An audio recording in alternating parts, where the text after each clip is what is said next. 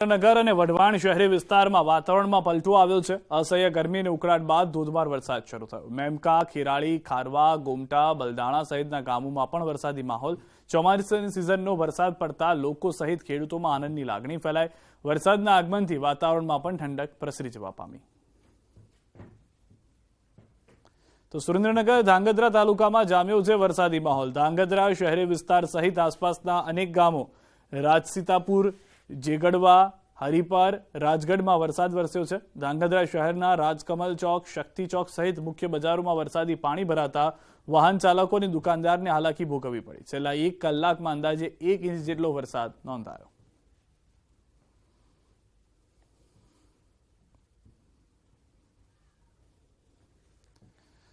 શહેર તેમજ આસપાસના વિસ્તારોમાં આ પરિસ્થિતિ છે। મુખ્ય બજારના દ્રશ્યો પણ અમે આપને બતાવી રહ્યા છે કે જ્યાં પણ ઢીચણસમાં પાણી ભરાઈ ગયા છે।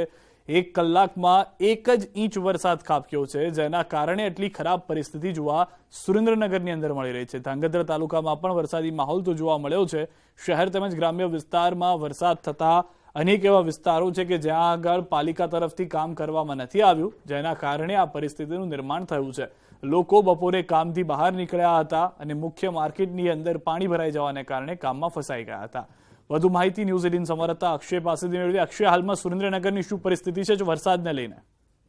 વાત કરવામાં આવે તો સુરેન્દ્રનગર ઉપરાંત વઢવાણ અને લીંબડી સહિત કુલ 3 તાલુકામાં ધોધમાર વરસાદ વરસી ચૂક્યો છે। લીંબડીમાં પણ બપોરના ગાળામાં ખૂબ જ સારો એવો વરસાદ વરસી ચૂક્યો છે, જ્યારે હાલ સુરેન્દ્રનગર અને ધાંગધ્રામાં ખૂબ જ સારો વરસાદ વરસી રહ્યો છે। ધાંગધ્રામાં મુખ્ય બજારોમાં પાણી ભરાઈ જતા અનેક વાહન ચાલકો અને રાહદારીઓ ફસાઈ ચૂક્યા હતા, જ્યારે સુરેન્દ્રનગર શહેરની વાત કરવામાં આવે તો સુરેન્દ્રનગર શહેર અને વઢવાણ બંને શહેરોમાં હાલ ધોધમાર વરસાદના કારણે શહેરની મુખ્ય બજારોમાં પાણી ભરાઈ ગયા છે। અમુક છેવાડાના નીચાણવાળા વિસ્તારો જે છે ત્યાં પણ અનેક ઘરોમાં શેરીઓમાં પાણી ભરાઈ જવાની લોકોની ફરિયાદ છે। અને આમ એકંદરે જોવા જઈએ તો જિલ્લામાં 1 લાખ હેક્ટરથી વધુ જમીનમાં વાવેતર છે, ત્યારે સાર્વત્રિક વરસાદથી ખેડૂતો માટે જાણે મેઘમહેર છે એ ખરેખર સાચા અર્થમાં મેઘમહેર સાબિત થઈ છે અને મોટા પ્રમાણમાં પાકને ફાયદો થાય તેવી ખેડૂતોમાં આશા છે।